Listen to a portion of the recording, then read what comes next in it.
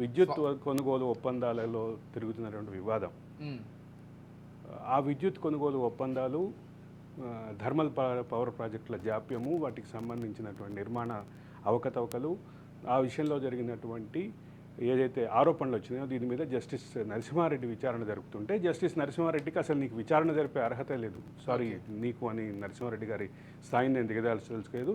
Justice Narasimha Reddy ఆయన అయితే అదే ఉద్దేశంతో అన్నాడు, కేసీఆర్ అయితే అదే ఉద్దేశంతో అన్నాడు.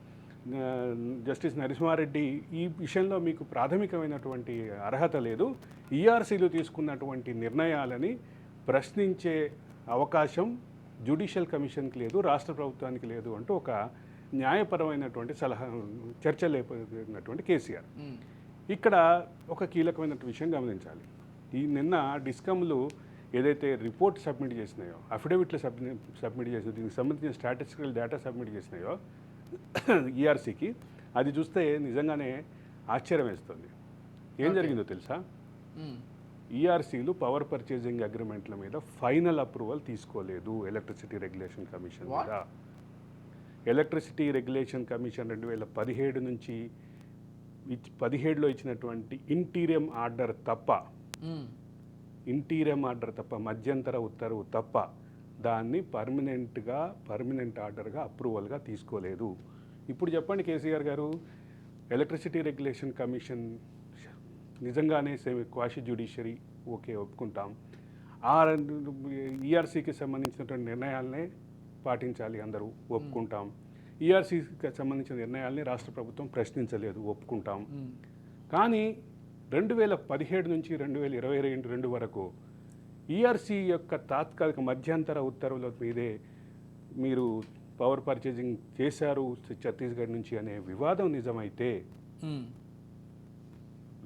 డిస్కమ్లు ఇచ్చినటువంటి రిపోర్టే కనుక బేస్ చేసుకుని ఆలోచిస్తే అదే నిజమైతే, ఇప్పుడు మీ వ్యాఖ్యకి మీరు మాట్లాడినటువంటి భావానికి అర్థం ఎక్కడుంది? అలా కాదు, ఎలక్ట్రిసిటీ రెగ్యులేటరీ కమిషన్ ఆర్డర్స్ శాశ్వత అప్రూవల్ లేదు, పర్మనెంట్ అప్రూవల్ లేదు, మధ్యంతర ఉత్తర్వు ద్వారా ఇచ్చినటువంటి, కేవలం మధ్యంతర ఉత్తర్వు ద్వారా ఇచ్చినటువంటి రిలాక్సేషన్ మాత్రమే. వీళ్ళు చేసినటువంటి కొన్ని విధానాల వల్ల, కొన్ని అసంబద్ధ నిర్ణయాల వల్ల ఈరోజు తెలంగాణకు 3,110 కోట్ల రూపాయల భారీ నష్టం ఏర్పడింది. సుమారుగా 6,000 అనేది ఒక అంచనా ఉంది. దాని విషయం పక్కన పెడితే ఇంకొక విషయం చెప్పాలి. 1000 మెగావాట్ల కోసం అని చెప్పి లైన్లని హైర్ చేసుకున్నారు.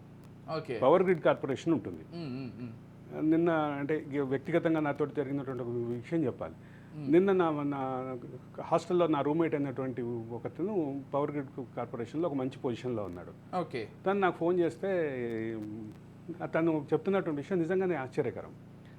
1000 మెగావాట్ల దీనికి లైన్లు హైర్ చేసుకుంటే ఎప్పుడు 1000 రాలేదు, ఎప్పుడు 1000 కొనలేదు, 1000 అక్కడి నుంచి సప్లై అవ్వలేదు.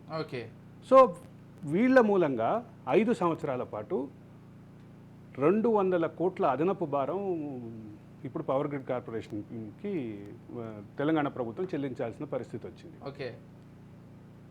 ఇది అంటే అతను కూడా తెలంగాణ వాడే కాబట్టి ఆ సందర్భంగా చెప్పాడనమాట.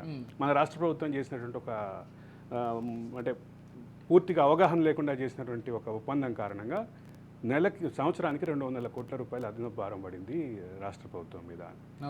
ఎవరు కట్టాలి ఇది? దీనికి ఎవరు బాధ్యులు? ఖచ్చితంగా దీని మీద చర్చ జరగాల్సిందే. ఇది ఒక విస్తృతమైనటువంటి సబ్జెక్టు. నేను పవర్ గ్రిడ్ కార్పొరేషన్కి సంబంధించినటువంటి అంశంలోనే మాట్లాడుతున్నా. ఇంకా మిగతా విషయాలు ఉన్నాయి. పవర్ గ్రిడ్ కార్పొరేషన్లో దక్షిణ భారత గ్రిడ్, ఉత్తర భారత గ్రిడ్ ఏదైతే ఉందో వాటి ఏదైతే సింక్రనైజేషన్ అయిన తర్వాత అసలు లైన్లకు సంబంధించినటువంటి అవసరమే లేదు. ఇదొక పెద్ద సమస్య. ఎప్పుడైతే దక్షిణ గ్రిడ్డు, ఉత్తర గ్రిడ్డు సింక్రనైజ్ అయిన తర్వాత ఇక్కడ ఇప్పుడు మనం ఛత్తీస్గఢ్తో చేసుకున్నటువంటి అగ్రిమెంట్ ఏంటి? సుమారుగా ₹3.90 పర్ యూనిట్ కొంటాం. కానీ మనకి ఇక్కడికి ట్రాన్స్మిషన్ తోటి వచ్చి ట్రాన్స్మిషన్ లాసెస్, ట్రాన్స్మిషన్ ఛార్జెస్ కలిసి వచ్చి సుమారు 5.64 అయింది. ₹5.64 పర్ యూనిట్ అయింది. ఇది ఇట్లా పక్కన పెడితే north grid, south grid synchronise అయిన తర్వాత హిమాచల్ ప్రదేశ్, ఉత్తరాఖండ్ ఇట్లాంటి రాష్ట్రాల్లో మన తెలుగు వాళ్ళకి సంబంధించిన కొన్ని పవర్ ప్రాజెక్టులు కూడా అక్కడ ఉన్నాయి. అక్కడి నుంచి పీపీఎల్ చేసుకుంటే చాలా తక్కువకి కరెంట్ వచ్చే పరిస్థితి ఉంది.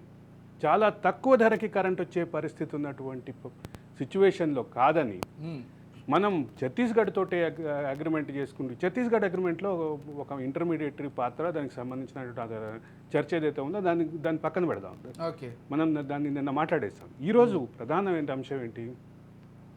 ఉత్తర భారతదేశం నుంచి నార్త్ గ్రిడ్ సింక్రనైజ్ అయిన తర్వాత ఉత్తర భారతదేశం నుంచి తక్కువ ధరకి విద్యుత్ వస్తున్నా ఎందుకు కొనలేదు అనేది ప్రధానమైన అంశం. ఓకే, మీరు 24 గంటలు పవర్ ఇచ్చారనే విషయంలో ఎవరికి భేదాభిప్రాయం లేదు. కానీ దానికి ఉన్నటువంటి వెనక ఉన్నటువంటి పవర్ పర్చేసింగ్ అగ్రిమెంట్ల మీద ఇప్పుడు వివాదం. ఛత్తీస్గఢ్ దగ్గర నుంచి పవర్ అంటే 2 ప్రభుత్వాల మధ్య ఒప్పందంగా చెప్పారు. 2 ప్రభుత్వాల మధ్య ఇంటర్మీడియటరీ పాత్ర, దానికి సంబంధించి విషయాలు పక్కన పెడదాం. ₹5.64 ఛత్తీస్గఢ్లో పవర్ ఇక్కడికి వస్తుంటే 2 గ్రిడ్లు సింక్రనైజ్ అయిన తర్వాత ఉత్తర భారతదేశం నుంచి, ముఖ్యంగా ఈశాన్య భారతదేశం నుంచి వచ్చేటటువంటి తక్కువ ధర పవర్ విషయంలో ఎందుకు మొగ్గు చూపలేదు? మీ ఆప్తమిత్రుడు జగన్మోహన్ రెడ్డికి కూడా కొన్ని పవర్ ప్రాజెక్టులు ఉన్నాయి కదా అక్కడ. వాటి నుంచి కొన్నా రాజకీయపరమైనటువంటి విమర్శలు చేయడం తప్ప రాష్ట్రానికి మేలు జరిగేదే కదా. అంతే కదా. ఇప్పుడు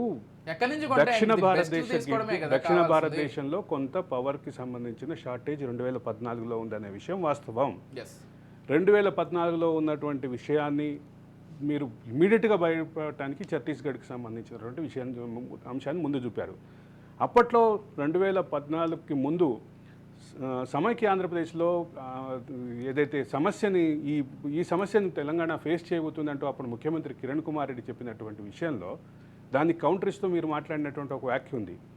గోదావరి మీద నుంచి 2 పందిగుంజల్లాగి ఇటు ఒక తీగల్లాగితే మనకి తెలంగాణకి ఛత్తీస్గఢ్ నుంచి కరెంట్ వస్తుంది అన్నారు. కరెక్టే.